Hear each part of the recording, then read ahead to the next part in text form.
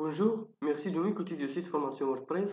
À travers de cette vidéo, je vais expliquer les optimisations côté serveur. De manière claire, je vais procéder en 3 étapes. On va tester notre site sur un outil tiers. Cet outil tiers, ça va être Google PageSpeed. Et ça sert à quoi Google PageSpeed? Ça sert à donner vraiment une vue objective de la situation de votre site au regard des performances. On va lire ce que dit Google PageSpeed et ensuite je vais vous expliquer pourquoi on peut améliorer certaines choses.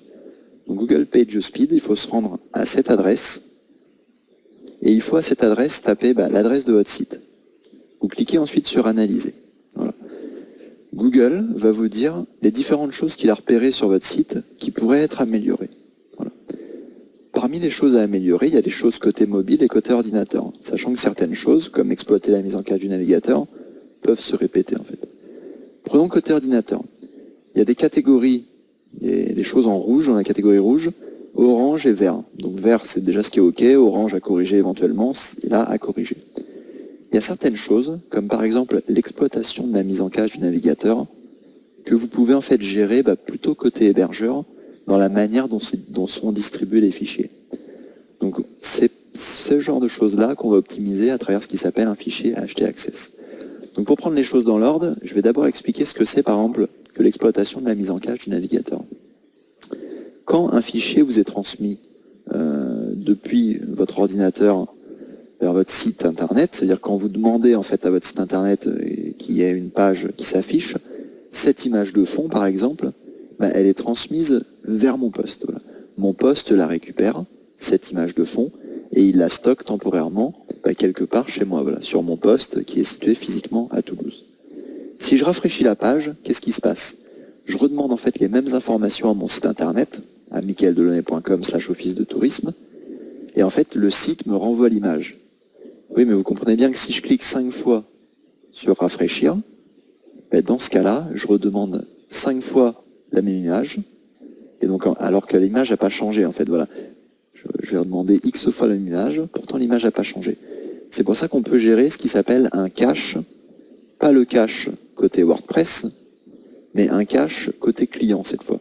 Ça veut dire que quand le serveur m'envoie cette image, il pourrait très bien me dire voici l'image, mais attention, merci de ne pas me la redemander avant au moins un quart d'heure.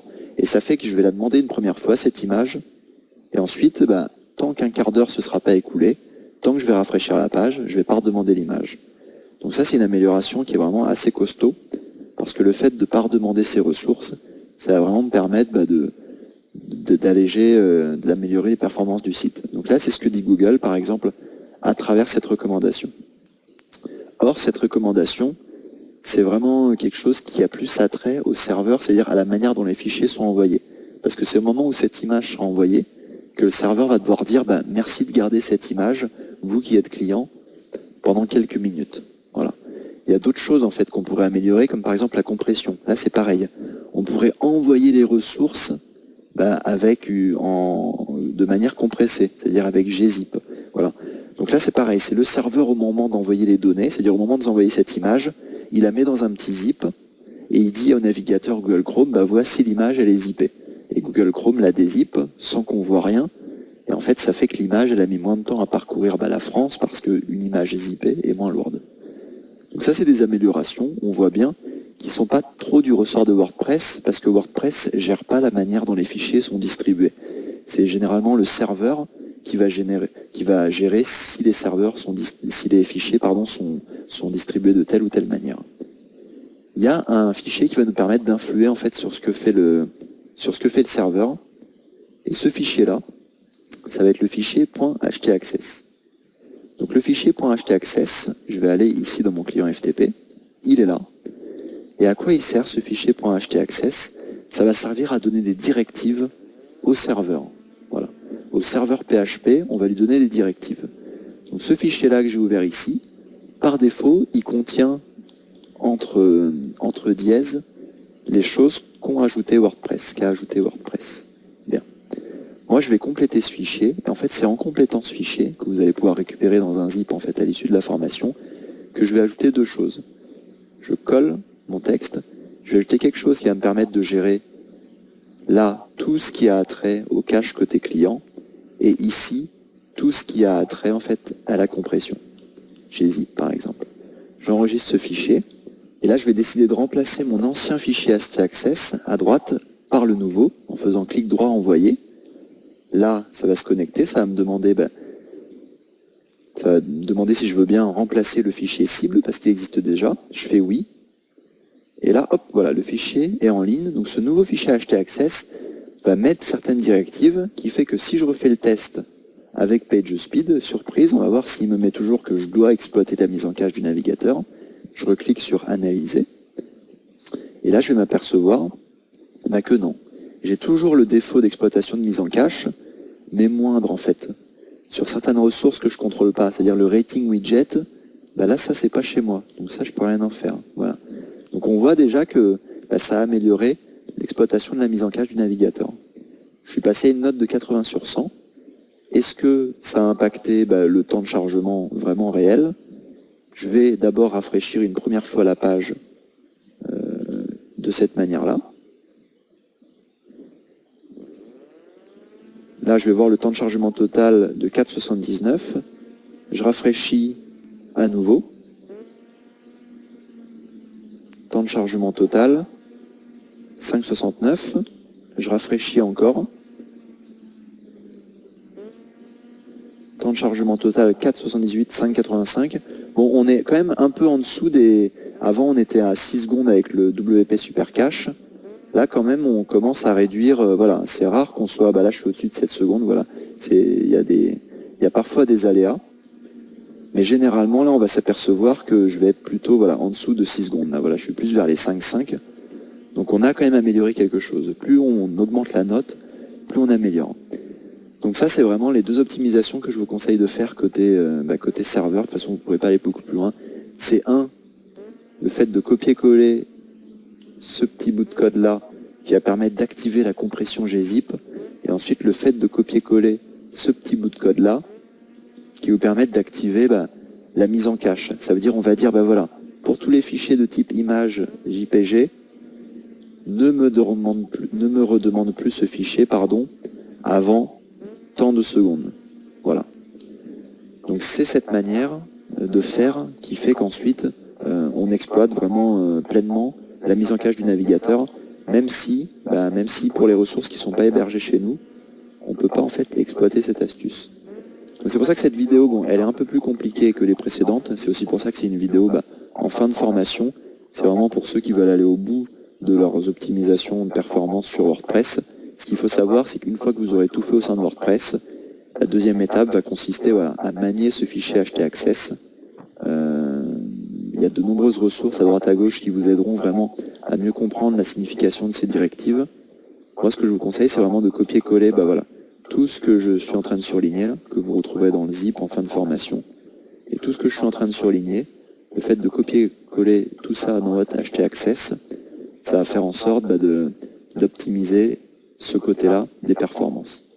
Une fois qu'on a optimisé ça, j'ai refait le test avec PageSpeed, mais j'aurais pu le faire avec un autre outil qui s'appelle GTmetrix. GTmetrix, je peux analyser les performances, je fais Go, et lui aussi va me ressortir des recommandations qui sont vraiment similaires aux recommandations que pourrait me sortir Google PageSpeed. Voilà. Donc sur les autres recommandations de Google PageSpeed, c'est des choses, ces trois-là, sur lesquelles je peux influer au sein de WordPress.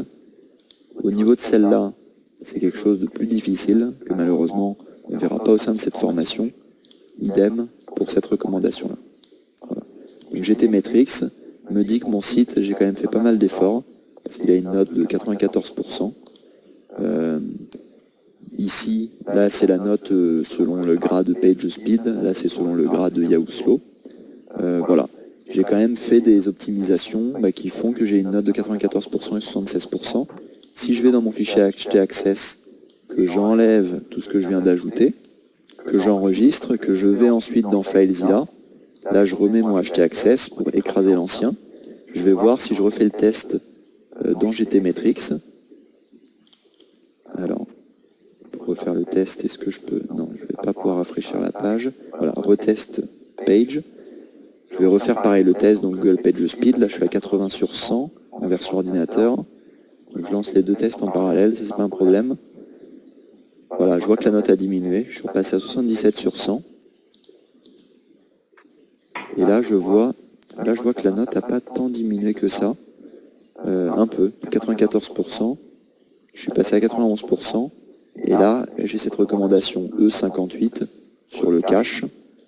Donc je vais remettre ce que j'avais mis. Je remets le fichier en ligne. Voilà, remplacer. Et là, je reteste à nouveau. Est-ce que là, le E58, il va être mieux que ça? Bah, sûrement que oui. Sûrement que oui, il va être mieux parce que GTmetrix va se rendre compte que j'ai exploité cette mise en cache. Donc dans le fichier htaccess, vraiment, c'est mise en cache d'une part, compression d'autre part. Il n'y a pas beaucoup plus que ça. Donc là, non, il me laisse à E58. Pourquoi? Parce que voilà, oui, parce que GTmetrix est encore plus contraignant que Google PageSpeed. Il me dit c'est bien, la mise en cache est utilisée, mais par contre la date d'expiration c'est trop court. 15 minutes, il faut au moins une semaine. Bon après une semaine c'est contraignant, parce que ça veut dire que si quelqu'un vous demande l'image du haut de votre site et que vous lui dites ne me la redemande pas avant une semaine, c'est-à-dire que si dans 2 jours vous changez votre image de haut de site, cette même personne elle va revenir sur votre site et elle va pas redemander la nouvelle image. Donc c'est pour ça que là GTmetrix il est un peu rude.